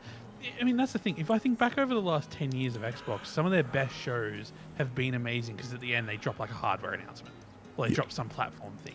You know, backwards compatibility. Backwards compatibility is one of the best things I've ever done. Don't get me wrong, but it was a platform announcement, not a game announcement. Yep. And this show did have a platform announcement. They got the digital Xbox Series X that just looks like shit. So you know, whatever. The fact that the show didn't require nothing platform related. Like, it was a banging show, 10 out of 10. Honestly, no notes. Pacing was good. Set design was good. You know, all that sort of shit. Trailers were good. Enough gameplay. Maybe a little light in release dates, but these days I feel like giving yourself a release date's like locking your feet together. You know what I mean? I kind of get it. I think, yeah, like I said, if you know, maybe there was something Halo to show, that would have probably, you know, set me alight a bit more. But you know, Trustful 343, let's be ready. Fucking banging show. I don't even know what my highlight was, to be honest. Like, as in, like, as much as the Fable trailer was the greatest thing ever, it didn't like up the ante from the last trailer, because the last trailer was so amazing as well. You know what I mean? Like, it just, like, I think when it flashed up 2025, as much as that's a long wait, I'm like, all right, the wait starts now. You know, like, this is the countdown's on. So I don't know what my highlight was. The low light was like, that's what I mean. The couple of times where I got to have a breath were lovely because I needed a fucking drink or whatever. You know what I mean? Like, yeah. I don't know, man. I like this showcase, and I hope this now sets the status quo for them. Oh, me too. No, I mean, I hope they're at Gamescom. I hope they're at Game Awards, sure, whatever. But the developer direct in January and the show at this scale in July, that's enough to carry them all year. As long as they don't step on a rake, they don't have to do much to keep this happy. You know, just don't fuck it up now. Yeah, honestly. If you announce one thing at Gamescom that's amazing, you know, announce a new fucking I don't know what, but like, what's the fucking example of something that wasn't there? I can't even think right now. But if they announce a handheld at Gamescom, you know, they just got to announce one thing, then move on to the next show. Like, don't linger, because 5 or 6 years ago, that was the problem. They would have their E3 showcase, which was fine, and then they would do like an hour and a half show at Gamescom. Like, you don't have an hour and a half of stuff to show, you know, like. Yep. So I just think this show was so good, but I'm like, oh, what are they going to do to fuck it up? I hope they just do less, honestly.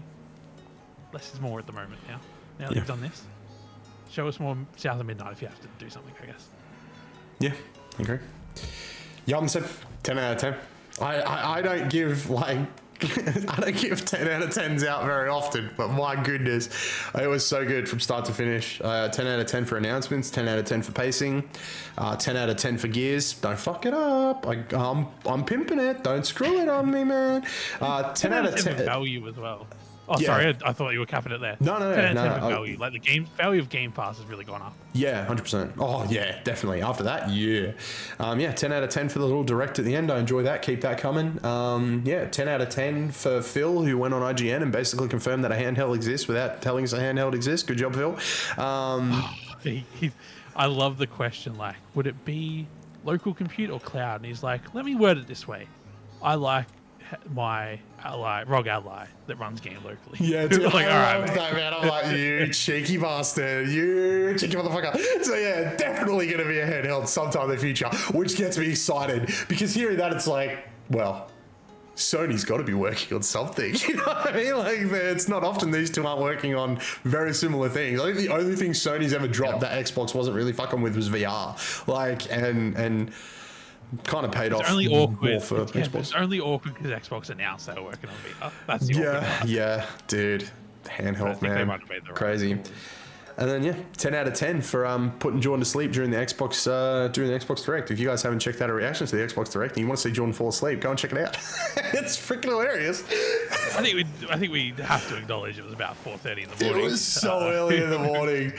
But my God, I still laugh. I still laugh at my own face when I realized what was going on because I heard a noise and then I randomly go, look over at the Discord and I see him glowing, but he's not saying anything. I'm like, he's fallen asleep. It was great. It was bloody great. Yeah, Xbox, 10 out of 10.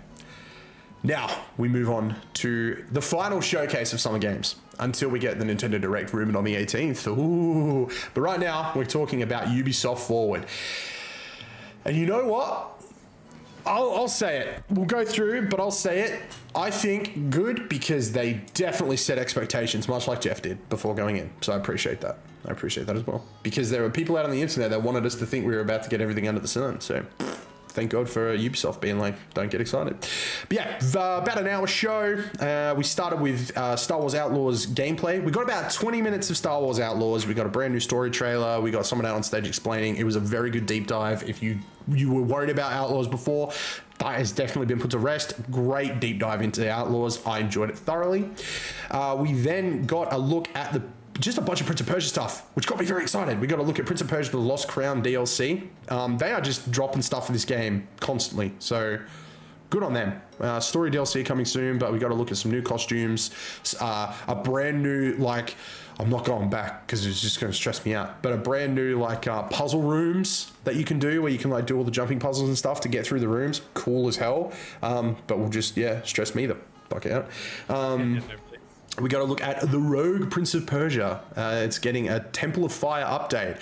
So I actually dropped my Rogue Prince of Persia video today as a preview up now on 1UP Games. I finally jumped in. They sent me a code. I've played it. It's good.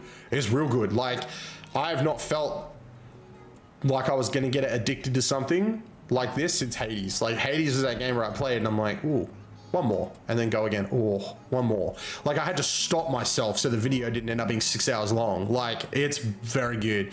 But it's one of those, I think the Rogue Prince of Persia, like, if you started playing, you did one run, you're like, it's a Hades clone. You know what I mean? Or it's a Dead Cells clone. You know what I mean? But the good thing about that game is the longer you play, the more it opens itself up to being its own thing. It's very unique. It is a Prince of Persia game, and it just takes time for it to show you that it is a Prince of Persia game. So I like that a lot. They also announced The Prince of Persia: Sands of Time remake is still coming, and it's coming in 2026. They put a year on the end of it. Like, it's finally coming. So, no look at gameplay, but I think it's going to look completely different. Like, the key art feels dramatically different from what we've seen when they originally announced it. I actually think that like the Sands, I'm glad they scrapped it, because when we originally saw Sands of Time remake, I don't think Ubisoft realized how much of a deal that game was going to be when they originally showed it. I don't think they put enough money into it. But now I think they've realized that, like, Lost Crown's great, Rogue Prince of Persia is really good. We really can't fuck up this remake, because hopefully it leads to a remake of that trilogy. Like, great games. If they're not working on anything new for Prince of Persia, really, because I mean, there was that gameplay that dropped a few years ago from a Prince of Persia that got cancelled, and my god, did that Prince of Persia game look so cool. So yeah, hopefully they're working on some more Prince of Persia, because at the moment they're killing it. Then we got to look at the Avatar Frontiers of Pandora DLC. Looks cool. Drop in July. Get on it. Then we got to look at the Crew Motorfest. They're adding something called Chase Squad. So effectively, you can be a police officer chasing down cars. No one asked for it. No one cares. Then a game that somehow leaked like a year or two ago through a poster, but no one believed the guy who leaked it. Anno 117 Pax Romana. We got a new Anno game set during Roman Empire. Early Roman Empire, I think it is. Yeah, I'm probably butchering it, but I'm not a historian. I enjoy history, but I'm not a historian, so I'm not 100% sure, so come at me. Then we got a look at Skull and Bones Season 2, and I cannot tell a lie. Looked all right. They're introducing some new pirates who you go up against, a pair of twins, whole new ships, whole new customization, new sea monster. They gave us a look at more stuff coming, but yeah, honestly, if like Sea of Thieves is your shit, then you have got some good stuff in the pipeline, so get excited for that. Then, the one thing that we all really wanted to see, Season 1 of X-Defiant. Ladies and gentlemen, it is coming.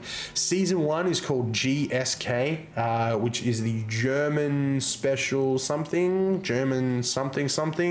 Basically, they're adding Jaeger to the game and his EDD from Rainbow Six Siege, which is going to be an excellent counter to grenade spammers and hopefully spider bots. So that's going to be great. They are adding the Capture the Flag game mode with Season 1. We will be receiving 3 new weapons. And they announced we will be getting 1 new map a month. So we're getting 3 maps, and they are just siege maps. It's like Clubhouse, a couple other ones. They're just importing siege maps into X-Defiant. Great. Like, there might be some tweaking to make them work more as like first-person shooter, like fast-paced maps. But yeah, Clubhouse from Siege is being added, plus 2 other ones, and we're getting 1 a month. So I would assume that Season 1 is a 3-month season. Great to get through. I hope one of them's an escort map, but at the same time, it's okay if it's not, because siege maps aren't really that long. Yeah. How awesome would it be if they somehow managed to send us through multiple siege maps for an escort mode? I think that could happen. There's a couple of maps in Siege that sort of like take place around the same area, so I could see that happening. Okay. But yeah, honestly, very cool. We got our first look at ranked, the ranked emblems and all that sort of stuff, how rank's going to work. Looks great. Looks like some sort of ranked skin. They're also adding a new mastery camo. So if you've got gold, you will have the opportunity to get a new one. Looks very like metallic purple. Looks really cool. As well as some new shop bundles that's going to be there, of course. It's free to play, so they got to pimp the shop somehow. I'm not mad about it. If you're mad about it, you go find something else to be mad about. But yeah, X-Defiant Season 1 looks packed. And I'm so glad it does. I think, yeah, I think it was pre-season was a smart idea. Not going in straight away with like a big season pass and stuff was a great way to get us hyped up, give them more time to work on some content. Probably why it's taken so long for this game to come out is because I think they want to have a proper roadmap of content. Like I said, the first 4 seasons seem to have leaked, which makes me believe that there's somebody out there working on the second year worth of content, which is cool. But yeah, and they actually labeled it too. It literally come up with like X-Defiant Year 0 Season 1. Like I like that Ubisoft do their like year thing. I don't know why I like that, but yeah, it's like, oh yeah, you know, like Rainbow Six Siege Year 7 season thing. Yeah, I like that stuff. It's like, it makes me think that they do have faith in X-Defiant. I have faith in X-Defiant. Let's fucking go. And then, yeah, we got another 20-minute deep dive into Assassin's Creed Shadows. We got some gameplay. It looked great. Like, there's just aesthetically, it looks good. I liked both characters. A lot of people are mad about Yasuke and the fact that he's like a big brawler. And a lot of people got mad with the screen that said who you're going to play as. But I don't care. I've been waiting for this Japanese Assassin's Creed game so long that I really just don't care. I'm going to go in. I'm going to enjoy it. Interesting story. Like, I think it's going to be all right. I think it's going to be good. I'm excited. I'm excited. So yeah, and that was Ubisoft Forward. Came out on stage, they did the whole thing. Again, there were so many things leaked that were supposedly going to be here but were pulled. So maybe Gamescom, we're going to see a bit more from Ubisoft. There's going to be another Ubisoft Forward before the end of the year. But I'm hoping... They just want to clear Star Wars, you know, like that's coming out soon. That's what I was thinking. I think they want Star Wars out and they want Assassin's Creed out and they want to get all the DLC they've promised out of the way. Really give X Defiant a chance to fly, and then they'll move on to announcing perhaps Beyond Good and Evil 2, perhaps Far Cry, perhaps more the rest of the Assassin stuff, all 64 Assassins projects that are in development at the moment. That was Ubisoft Forward. And honestly, people are going to be like, but you gave Summer Games Fest a 6. I'm gonna give Ubisoft Forward a 7. Yeah, I enjoyed. They knew what they needed to do. They needed to do the Outlaws deep dive and the Assassin's Creed deep dive. 2 games and 2 franchises, 2 IPs that I have deep love for. So it was a show catered for me. It was all a smart business move. Those games are coming out soon. I had to. The only reason it's not an 8 is because there was nothing really new there. They hit the beats with me. Star Wars, Prince of Persia. Don't really care about Avatar, but... Oh, makes sense it was there. Yeah, don't care about the crew. I know it looked cool. Skull and Bones, don't really care about, but I'm glad they're not just ditching it after finally getting it out. I'm glad that they actually give it some oomph. And then X Defiant Season 1. Plus they had a pre-show, which basically went through every live service game they got going on, which were treated as commercials during the main show, which is why I didn't harp on them. So For Honor even got a nod in, Skull and Bones got their nod in, Siege got a nod in, it's all there. X Defiant I'm excited about. It was great to see that. And Assassin's Creed always gets me excited. So it was catered to me. That's why it's a 7. You know what I mean? There was too much filler in the 2-hour freaking Summer Games show that I just couldn't give it any more than a 6. It was good, but yeah, a 7 is great. And I thought it was great. I thought they did a great job. I think it was paced well, and I think they knew what they had, and they told people, this is what we've got. We're not going, this is what we're showing. There was nothing real major there, but yeah, I look forward to seeing, because the next Ubisoft Forward in my mind, or the next showcase one, it's going to be a whole bunch of games we don't know about. Yeah, true. I think they're just clearing off this year. I think it'll be exciting times ahead. As there are right now. Okay. Yeah. So that was Summer Games. Not a bad Summer Games. Not bad at all. Yeah. In the times that it has been in this generation, I think we can't ask much more. I agree. Apparently we have a direct coming on the 18th. If that turns out to be true, we'll be back talking about that next time. But yeah, I'm excited for the rest of the year of games and what we've got coming up. Xbox did a great job of hyping me up. There were some great announcements of Summer Games, and for everyone clowning on it, the State of Play had some pretty okay announcements there. You know what I mean? Wilds, Astrobot looks amazing. Concord looks really good. Dynasty Warrior Origins is so far away, but I'm here for it. Ubisoft did a good job of getting me excited for the end of the year for their stuff. Yeah, all in all, great round of showcases. And Sony fans, I've seen you on Twitter. Everyone's seen you on Twitter being like, hey, PlayStation, what Xbox just did, that's what we want you to do. I think they will. I think they have a banger show coming up, and I think it's gonna be great. For them, it's phase 2 is about to begin. Yeah, I think September. If we don't get a PlayStation showcase in September, we're not getting any info this year, and we'll have to wait until next year. But I do think there is some good shit on the horizon. It's gonna be so big. Yeah, I think Sony will come through. I think that's coming through. I agree. That was a big episode for a big week. Really was. And mate, thank you for joining me. Thank you for having me. Ladies and gentlemen, thank you so much for listening. We really do appreciate it. Again, if you want to keep up to date with everything Jack and myself are doing, don't forget to subscribe to the YouTube and head over to oneupgames.com, which will have links to everything that we've got going on. Twitch, website, YouTube, Discord, all that fun stuff. Join the Discord, come have a good old conversation. Been very active lately, which has been good. But yeah, and if you're on YouTube right now watching, please hit that like button and subscribe. They are free to do, and they make me a very happy little boy. And I would appreciate it.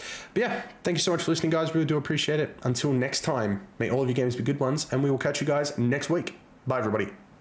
Bye.